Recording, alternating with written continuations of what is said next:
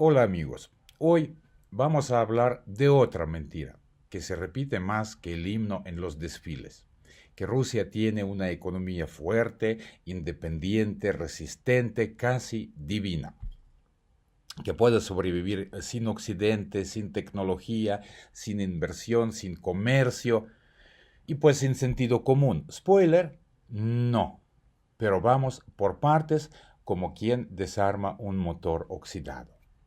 La propaganda rusa dice que el país produce todo lo que necesita, que no depende de nadie, que si mañana se cierra el mundo, Rusia sigue funcionando como si nada.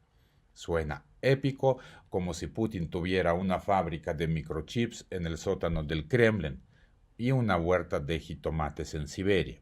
Pero la realidad es otra. Más de 30% del presupuesto estatal depende del petróleo y el gas. Y no porque lo consuman en casa, sino porque lo venden afuera. En el año 2024, el 42% de los ingresos por exportación vinieron de hidrocarburos. Es decir, si no hay compradores, no hay dinero. ¿Autosuficiencia?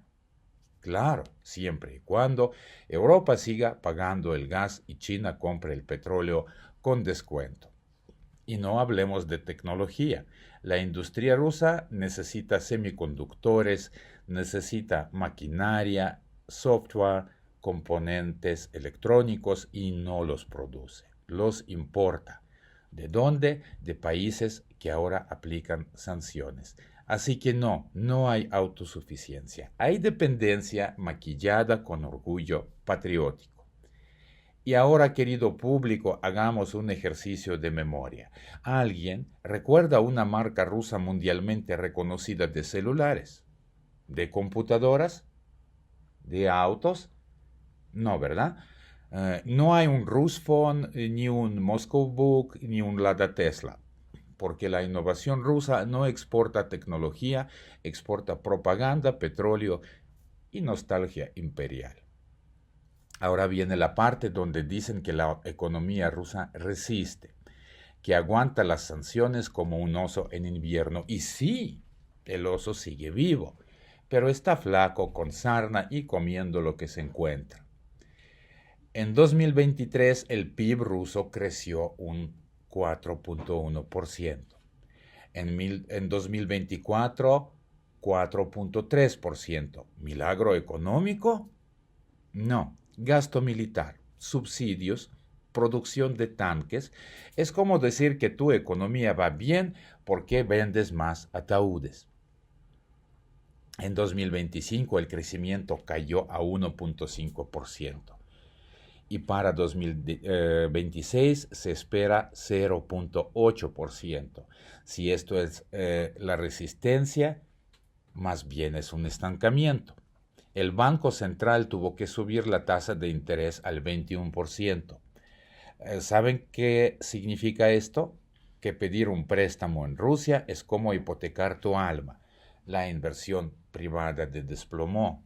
Las empresas no pueden crecer. Y el rublo, bueno, el rublo juega al yo-yo.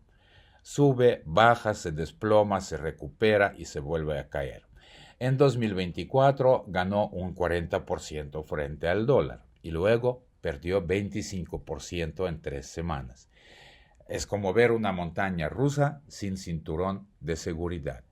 Y mientras la propaganda habla de autosuficiencia, resistencia e innovación, la realidad es que más del 40% de los hogares en Rusia no tienen acceso a gas natural. Sí, en el país con una de las mayores reservas del gas del mundo, millones de personas siguen calentando con leña. Y no es una metáfora, es literal. En regiones como Buriatia, Altai o el Cáucaso Norte, la autosuficiencia significa fosas sépticas, estufas de carbón y baños en el patio. ¿Tecnología de punta? Sí, punta de pala para acabar la letrina. Porque mientras el Kremlin presume misiles hipersónicos, la mitad del país vive sin infraestructura básica? Aquí viene la parte más divertida. Dicen que Rusia innova, que tiene tecnología propia, que puede fabricar sus propios chips, sus propios autos, sus propios medicamentos. Y sí puede, pero con piezas chinas, software pirateado y estándares de calidad que harían llorar a un mecánico. La sustitución de importaciones ha generado productos de menor calidad ensamblados con lo que hay. Es como hacer un iPhone con piezas de licuadora.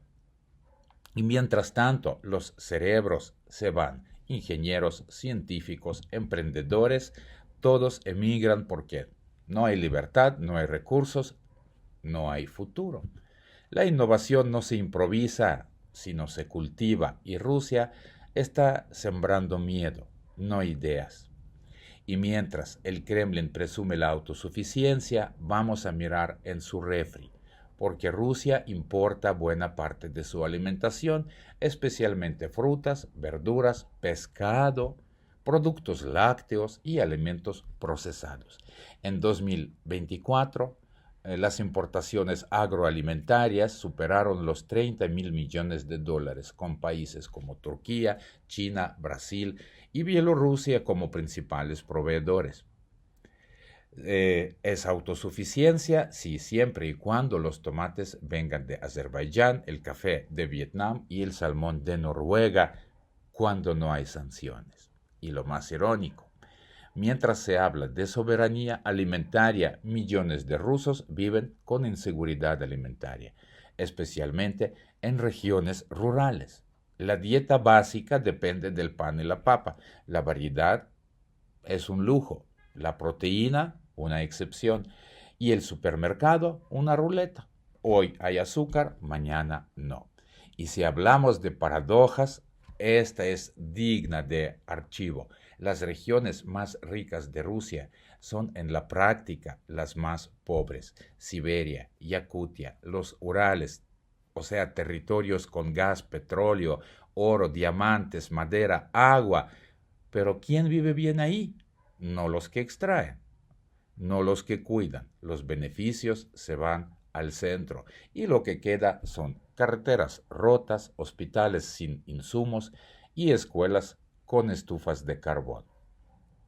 La riqueza natural no se traduce en bienestar, se traduce en extracción, abandono y silencio, porque en Rusia el mapa económico es una aspiradora. Las regiones producen, Moscú consume y el resto espera. Otra joya de la propaganda, las sanciones no nos afectan. Claro, como si te amputaran una pierna y dijeras que puedes correr maratones. Desde 2022, Rusia es el país más sancionado del mundo, hasta más que Irán. Más de 25.000 medidas restrictivas.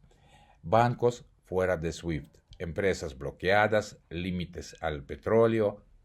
En 2024, Estados Unidos sancionó a Gazprombank y la delegación rusa en Anchorage tuvo que pagar en efectivo el combustible de sus aviones, literalmente, con billetes, como en los años 90. Y aún así, dicen que no pasa nada, que todo está bajo control, que el Kremlin tiene un plan. Sí, el plan es rezar para que China no se canse de hacer favores. Aquí viene el chiste final. Según la Academia Rusa de Economía Nacional, si se levantaran las sanciones, el PIB crecería entre 0.5 y 1 punto porcentual. No que no afectaban, no que eran insignificantes, no que Rusia era invulnerable. Hasta el propio régimen reconoce que sin sanciones la economía mejora, porque la economía rusa no es autosuficiente, no es resistente, no es innovadora. Es una economía de trincheras que sobrevive, que improvisa, que se maquilla, pero no avanza. Así que no, Rusia no es un milagro económico. Es un país que vive de vender petróleo, comprar piezas chinas y repetir que todo va bien mientras se cae el techo. La propaganda dice que Rusia se sostiene sola, pero lo que sostiene es una economía militarizada, empobrecida y aislada, una economía que no construye futuro, construye misiles. Y si alguien te dice que Rusia es autosuficiente, pregúntale si también cree en unicornios, porque esto no es economía, es taxidermía con presupuesto militar.